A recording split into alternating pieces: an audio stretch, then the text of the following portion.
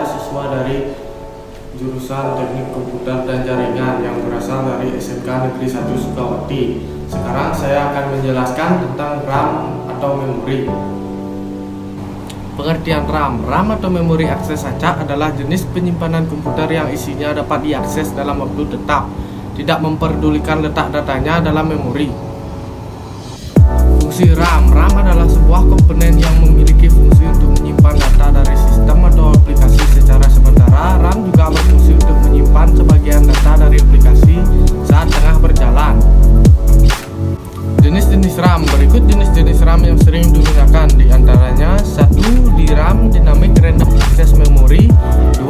CD-RAM Synchronous Dynamic Random Access Memory, 3. RDRAM Rambus Dynamic Random Access Memory, 4. SRAM Static Random Access Memory, 5. EDORAM Extended Data Out Random Access Memory, 6. VPM DRAM First Pack Modded RAM, Flash RAM, 8. VGRAM Video Graphic Random Access Memory, 9. DDR SDRAM Double Dead Red SDRAM, 10.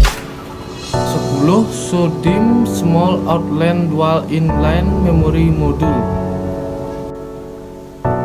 Kapasitas RAM. Ukuran RAM yang umum ditemukan terpasang secara bawaan sebesar 1 GB, 2 GB, 4 GB, 8 GB, dan 16 GB. Sejarah RAM. Beranjak ke era lebih modern, RAM atau Random Access Memory ditemukan oleh Robert Dennard dan mulai diproduksi secara besar-besaran oleh Intel pada tahun 1968, jauh sebelum komputer modern pertama dibuat oleh IBM pada tahun 1981. Dari sinilah perkembangan RAM yang kita kenal sekarang bermula. Perkembangan RAM. Perkembangan RAM mengalami perkembangan bentuk, kapasitas, hingga kecepatan. Berikut perkembangan RAM hingga kini. Tahun 1834, Charles Babbage mulai membangun pemikiran analisa engine cikal bakal komputer. Perangkat ini hanya menggunakan memori baca dalam bentuk punch card.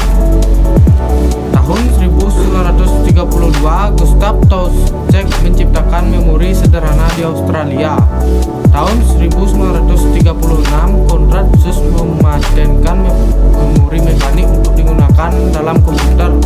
Memori komputer sederhana ini didasarkan pada sliding bagian logam.